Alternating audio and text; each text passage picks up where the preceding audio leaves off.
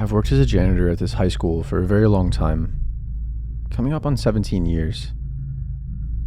I don't mind my job much, even though most of the kids or teachers judge me and treat me differently because of how I look or just for the work I do. I don't hold it against them though. I just do my work and go home. Lucky for me, most days I work nights, and when I do, I'm almost always the only person in the whole school, past 7 or 8 p.m. By then, all the teachers are usually long gone and I'm left to my duties. I won't bore you to death with the details of that. I was cleaning the southbound back of school entrance that led straight to the teacher's parking lot, mostly just mopping and wiping the doors down. Suddenly I had the urge to pee, so real quick, just to get it over with, I went to the restroom. It gets creepy in here at night. Now, I reckon I'm used to it by now, but every once in a while it catches up with me. I'm only allowed to use a certain amount of light at night, per area that I'm cleaning. The ambience 100% adds to the scare factor. School likes to make weird noises, kind of like house noises. You never really know what the noises are, but you just go with it. It's normal. Well, while I was washing my hands, I heard something unusual. It sounded like something fell to the ground. And then I swore I heard some footsteps. That's when it hit me. I made a mistake. While I was cleaning the door, I mistakenly left it open when I went to go pee. I couldn't believe someone really snuck in. I figured it was probably some stupid kid playing a prank, so I barged out of the bathroom, yelling at whoever it was to get out of here from down the hall. When I turned the corner, I was met with a man, not a kid. I'm just an average old man, 5'11" and 160 pounds. Not very muscly or anything. And here I am looking at someone much bigger than me, holding a knife. It was too dark to see who it was yet. I stopped in my tracks and begged for him to leave me alone. I offered my wallet and said he can take whatever. I won't call the police when you leave either, I said. All of a sudden he started charging at me full speed, and in that exact moment I knew I had to act fast. He was still at least 5 classrooms away from me, so I took the opportunity to run also. We ran around the corner after 15 seconds, and I did the only thing I could think of to save my life. I was hoping and praying to God I had enough time to do this, but as soon as I turned the corner, I hugged it and stuck to it like glue, with the idea in mind that as soon as the man turned the corner, I could catch him by surprise and knock him out. Well, it turns out I definitely caught him by surprise, but when I punched him, it didn't do much. I'm not a fighter by any means. He then sliced me a good 3 or 4 times before I realized it was my wife's ex-husband. He was here to kill me. He had been stalking me for weeks, waiting for the right time to attack. I fell to the ground and begged for him to leave me alone, but he was in a jealous fit of rage, and there was nothing I could do to stop him. I managed to kick him in the nuts as he tried to get on top of me, and that sent him squealing in pain, and he dropped to the floor. I took the time to make a run for it outside and to my car. I called the police, and of course he was gone. The whole thing was on camera, and the police knew who they were looking for, and they caught him a few months later when an officer was conducting a traffic stop, ironically. He skipped town at one point, so he knew what he was doing. He was charged with attempted murder and was sentenced to at least 15 years.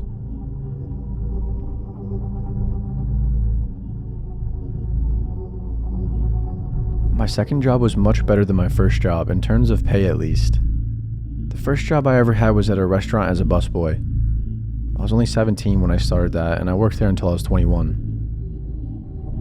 I found new work while I was in college, and I thought it would be better. It would also be nice to change things up and try something new. So I worked as a janitor at this hospital for about 6 months, maybe 7, until this happened, and I quit on the spot and never returned. One night while I was on my break, I heard someone making noise. It sounded like they were distressed. There were only 2 workers in the part of the hospital I was in, and I didn't know where they were at the time, so I had to go check things out for myself. It sounded like a woman was in pain. I walked all the way down the hall until I got to the room where I thought it was coming from, and I looked inside, and it was pretty dark. I took a step inside and said, "Everything okay in here?" But it was silent. Whoever it was didn't want to talk. And it appeared that the lady was sleeping. Right when I was about to turn back around, I had this real bad feeling inside. that something was just not right. I could feel the presence of someone or something I could not see. Right away, I called for help when I noticed the woman was bleeding profusely from her neck and her stomach area. 2 nurses arrived within 30 seconds, and before they could do anything, they pronounced her as deceased. She had some of her personal belongings missing, and had no clue at first who would do such a thing, or how it even happened in the first place. After some digging, we later found out that her son had visited her earlier that day, and when he left, he opened the window. He said he may have forgotten to lock it though. We were on the first floor, so someone easily could have snuck through and did this to her. Unlikely, yes, but what else could have happened? We saw a strange man on camera around the time that this happened at the front of the hospital, but the cameras never saw him leaving. Some people think her son did this to her, and I honestly don't think he did, but I guess it's possible. What would his motive be? Why would he want to hurt his own mom? Some say that he's evil and that his mother was just as evil. She was extremely wealthy from her husband, and he passed away years ago. Some believe he did it to get the inheritance and get all the money much faster. If that's true, that's some seriously dark shit, and I'm pretty sure he was investigated by the police, but they didn't have enough evidence, so that was that.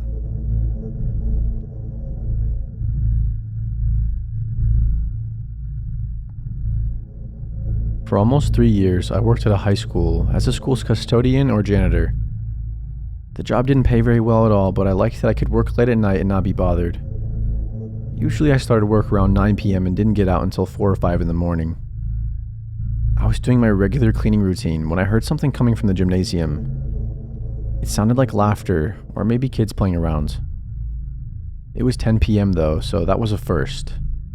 Usually by 7 p.m. everyone was out of the school, especially the students. I mean, they did have after-school clubs and everything after school, but those all ended around 6:30. And there were never any times I'd even seen a teacher, or anyone for that matter, at school this late.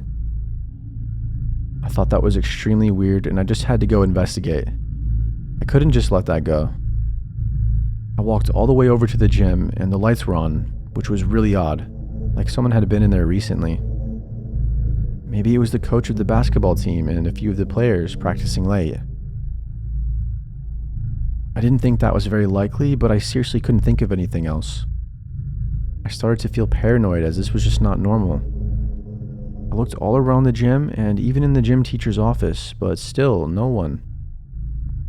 I gave up in the gym after looking around for 5 minutes or so, and I walked back to where I was cleaning and I decided to forget about it. I wasn't going to look around the entire school for an hour if nobody was even there.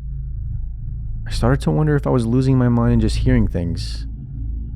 But still, something just didn't feel right, and at a certain point, I remember feeling the urge to look behind me, and when I did, I both saw and heard one of the classroom doors open and closing shut.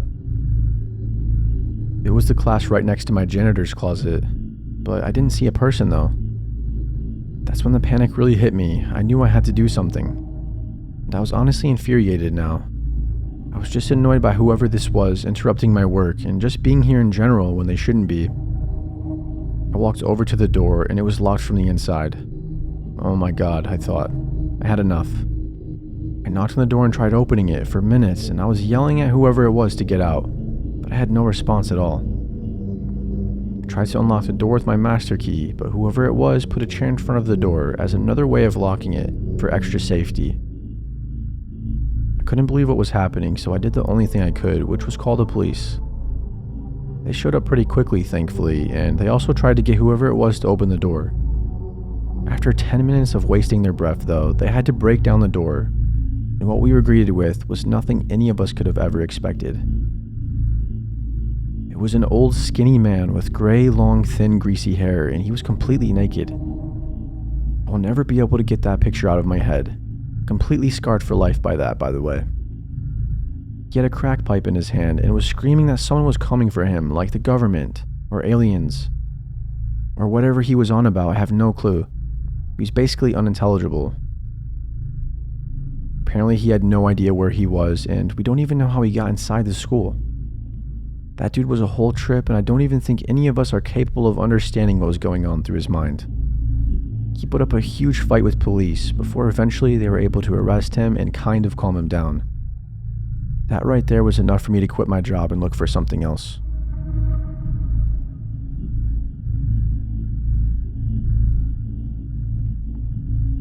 In high school, we had this creepy janitor that everyone was afraid of. Even some of the teachers had a bad feeling about him, but they never talked much about that obviously because they weren't allowed to speak on such subjects at school. His name was Clarence.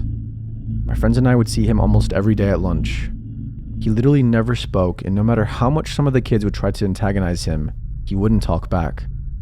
He wouldn't even look at them most of the time. Shit, I'm convinced he has never spoke a day in his life. I know he's not deaf. Even when people are being nice to him, he really just won't talk. It's weird. He was probably 6 foot tall, and he had a beer gut and a huge bald spot on the top of his head. The rest of his hair that he had left were thin strands of grease on each side. Every time he walked past me, I would plug my nose because of how bad he smelled. I wasn't doing it to be mean, I really just couldn't stand the stench. Now, before you start to feel bad for Clarence like I did at first, let me tell you all about him. I'm definitely not a fan of bullying at all, and I never liked it when my friends would harass him. If I would have known what I know now, though, I would say go for it and bully him endlessly.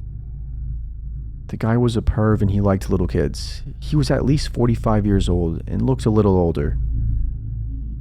A lot of my friends would toss jokes around saying how since he looked like a creep, that he undoubtedly was one. But for me, it didn't really feel right to judge him based on his looks, but I couldn't really blame them. There really was something off with him. And one day, I found out why we truly felt that way about him. And we pretty much nailed it right on the spot. It made the town shake in horror when one Sunday afternoon after church, my dad had the TV on and they were broadcasting a story about Clarence on the news. He was caught at an indoor tanning spa, recording minors with his phone.